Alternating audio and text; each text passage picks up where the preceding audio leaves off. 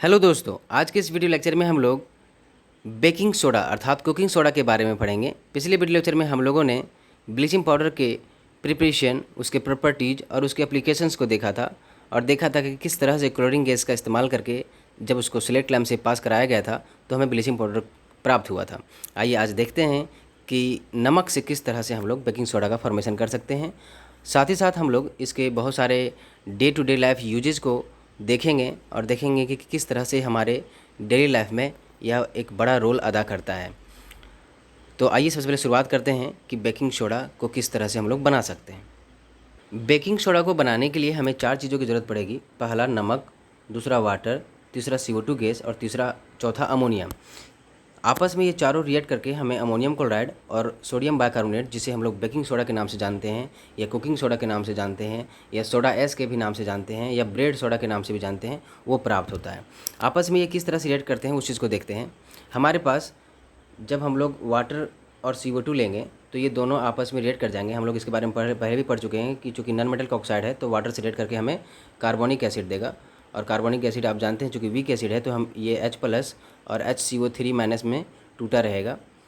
तो ये हमारे पास 2 तरह के आयंस कार्बोनिक एसिड से प्राप्त हुए। हमारे पास अब नमक है और हमारे पास अमोनिया है। हम सभी जानते हैं कि नमक जो है Na+ और Cl- में टूटा रहेगा। अमोनिया गैस इस तरह से इसके पास लोन पेयर ऑफ इलेक्ट्रॉन्स हैं।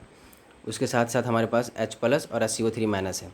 जब ये चारों के चारों आपस में रिएक्ट करेंगे तो इसका जो प्लस वाला चार्ज है इसके माइनस वाला चार्ज से NaHCO3 सोडियम बाइकार्बोनेट या सोडियम हाइड्रोजन कार्बोनेट जिसे कहते हैं वो देगा। इसे बेकिंग सोडा भी कहते हैं। साथ ही साथ ये चारों आपस में मिल जाएंगे, Cl- NH3 और H+ तीनों मिल करके हमें अमोनियम क्लोराइड NH4Cl देंगे। इस तरह से ये चारों मिल करके H2O, CO2, NaCl और अमोनिया चारों मिल करके हमें बेकिंग सोडा और अमोनियम क्लोराइड देते हैं। इसी NaHCO3 को हम लोग कुकिंग सोडा भी कहते हैं। इसके बहुत सारे यूजेज हैं, बहुत सारे इसके प्रॉपर्टीज़ हैं। आइए अब इसके बहुत सारे प्रॉपर्टीज़ को देखते हैं। अभी हम लोगों ने देखा कि जो बेकिंग सोडा है उसका जो केमिकल फार्मूला है वह है NaHCO3 अर्थात सोडियम हाइड्रोजन कार्बोनेट या इसी को हम लोग सोडियम बाइकार्बोनेट के रूप में कहते हैं। यह जो है वो सॉल्यूशन में हमें Na+ और HCO3 आयनों के रूप में हमें देखने को मिलेगा। यह नॉन फ्लेमेबल नेचर का होता है और नॉन एक्सप्लोसिव नेचर का भी होता है। इसका जो मेल्टिंग पॉइंट है MP की बात करें अगर मेल्टिंग पॉइंट MP, तो इसका 50 डिग्री सेल्सियस MP होता है। इस 50 डिग्री सेल्सियस या उससे अधिक टेम्परेचर देने पर जो सोडियम हाइड्रोजन कार्बोनेट जिसे हम लोग बेकिंग सोडा कहते हैं वो ब्रेक होना शुरू हो जाएगा और हमें सोडियम कार्बोनेट साथ साथ हमें वो CO2 और वाटर भी देना शुरू कर देगा। उसके बाद अगर इसके और प्रॉपर्टीज़ की बात करें तो यह बेकिंग सोडा जो है वो वाइट क्रिस्टलाइन सॉलिड होता है जो कि ऑर्डरलेस है, उसमें किसी तरह का गंध नहीं होता है। ये स्लाइटली अल्कलाइन नेचर का होता है अर्थात इसमें कुछ बेसिक कैरेक्टर भी होता है, क्योंकि यह वाटर में डिजोल्व होने के बाद हमें OH- आयन भी देने लगता है। तो स्लाइटली बेसिक कैरेक्टर का है। इसका pH 8.2 से लेकर 8.4 के बीच में वेरी करता रहता है। तो इस तरह से हम लोगों ने इसके बेकिंग सोडा के प्रॉपर्टीज़ को देखा। अब आइए इसके मेन जो यूजेज हैं हमारे डे टू डे लाइफ में उस चीज़ को देखते हैं। सबसे पहला जो यूज है इसका वह है बेकिंग पाउडर को बनाना। अभी हम लोगों ने बेकिंग सोडा के बारे में पढ़ा। बेकिंग सोडा और बेकिंग पाउडर दोनों अलग अलग चीज़ें हैं, इसमें आप कंफ्यूज ना हो। बेकिंग पाउडर हम लोग बेकिंग सोडा से ही बनाते हैं। जब हम लोग बेकिंग सोडा को एक एडिबल एसिड से मिक्स कर देंगे तो हमें एक बेकिंग पाउडर प्राप्त होगा। लेकिन बेकिंग सोडा तो जनरली क्या होता है, सोडियम हाइड्रोजन कार्बोनेट या सोडियम बाइकार्बोनेट होता है। जब इसी को हम लोग एक एडिबल एसिड जैसे टार्टरिक एसिड से जब इसको हम लोग रिएक्ट करा देते हैं तब यह हमारा बेकिंग पाउडर का रूप ले लेता है। जनरली इस टार्टरिक एसिड को मिलाने का क्या मकसद है, इसके पीछे क्या वजह है, आइए इस चीज़ को समझते हैं। जैसे कि अभी हम लोगों ने पढ़ा कि बेकिंग सोडा को कुकिंग सोडा भी कहते हैं क्योंकि यह पावरोटी को, केक को फ्लफ़ी बना देता है, पकोड़े को क्रिस्पी बना देता है। क्यों? क्योंकि जब इसको हीट करेंगे हम लोग तो यह हमें Na2CO3 देता है, साथ ही साथ हमें CO2 भी देगा और वाटर भी देगा। तो चूँकि ये स्लाइटली अल्कलाइन नेचर का है तो थोड़ा थोड़ा बिटरनेस हमारा जो केक रहेगा उसमें बिटरनेस आ जाएगी, थोड़ा कड़वाहट आ जाएगा क्योंकि यह स्लाइटली अल्कलाइन नेचर का है। तो इस कड़वाहट को ही हटाने के लिए हम लोग इसमें एडिबल एसिड मिला करके बेकिंग पाउडर बनाते हैं। तो अगर आप बेकिंग सोडा डायरेक्टली मिलाएंगे तो वो थोड़ा उसमें कड़वाहट ला सकता है। लेकिन अगर बेकिंग पाउडर आप मिलाते हैं टार्टिक एसिड का यूज़ करके उसमें, तो वह इस बिटरनेस को ख़त्म कर देगा। तो बेकिंग पाउडर बेसिकली क्या हो गया, हमारे पास जो बेकिंग पाउडर है वो मिक्सचर हो गया बेकिंग सोडा का प्लस टार्टरिक एसिड का। टार्टरिक एसिड का फार्मूला क्या होता है, आप इस तरह से देखेंगे, OH H, यहाँ पे COH, यहाँ पर भी क्या रहेगा COH। तो यह टार्टरिक एसिड का फार्मूला है। इसी एसिड को हम लोग बेकिंग सोडा मिला करके बेकिंग पाउडर का फॉर्मेशन करते हैं। तो सबसे पहला जो यूज है बेकिंग सोडा का, वह है हमारे खानों पीनों की चीज़ों में इसका इस्तेमाल किया जाता है। ये क्या करता है, खाने को जो चीज़ें हैं उसको फ्लफ़ी और क्रिस्पी बना देता है। जैसे कि अगर दालें हों, अगर उसको ज़्यादा तेज़ी से उसका स्वाद को अगर अच्छा करना हो, जल्दी से उसको बॉयल कराना हो, तो हम लोग बेकिंग सोडा का भी इस्तेमाल करते हैं। केक जो मटेरियल हैं, जो केक की चीज़ें हैं, आप देख सकते हैं इस पिक्चर में, उस केक को फ्लफ़ी बनाने के लिए हम लोग बेकिंग सोडा का इस्तेमाल करते हैं। होता क्या है कि केक के अंदर जब हम लोग बेकिंग सोडा मिलाएंगे, यानी कि NaHCO3 अर्थात बेकिंग सोडा का जब हम लोग मिलाएंगे और इसे जब हीट करेंगे, तो 50 डिग्री सेल्सियस जब एबव टेम्परेचर देना शुरू करेंगे, तो ये टूटना शुरू हो जाएगा। Na2CO3 में टूटना शुरू हो जाएगा, साथ ही साथ हमें वाटर भी देगा और साथ ही साथ हमें CO2 भी देगा। ये CO2 गैस इसके अंदर जो है, केक के अंदर अंदर ही अंदर क्या रहेंगे, दबे रहेंगे, और वो इस केक को फुलाने में, फ्लफ़ी करने में इसको हेल्प करेंगे। तो इस तरह से हम लोग इस बेकिंग सोडा का इस्तेमाल खाने पीने की चीज़ों में कर रहे हैं। अगर हम लोग पकौड़ी में इसको डालते हैं, तो पकौड़ी का स्वाद और क्रिस्पी नेचर का हो जाएगा, अच्छा लगने लगेगा और वो फूल भी जाएगा। और भी चीज़ों को हम लोग जब इसका इस्तेमाल करेंगे बेकिंग सोडा का, तो वो किसी भी खाने को फ्लफ़ी बना देगा, और जो काफ़ी स्वादिष्ट नेचर का होता है। इस CO2 की वजह से ही जो हमारा केक है वो फ्लफ़ी नेचर का हो जाता है, फूल जाता है।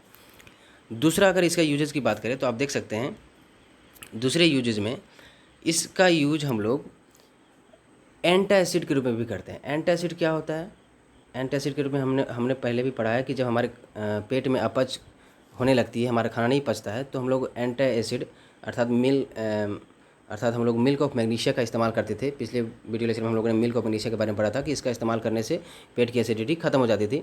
चूँकि ये माइल्ड बेसिक नेचर का है, तो वो पेट में जो HCl है उसे रिएक्ट करके उसको न्यूट्रलाइज कर देता था। हम लोग एंटासिड के रूप में बेकिंग सोडा का भी इस्तेमाल कर सकते हैं।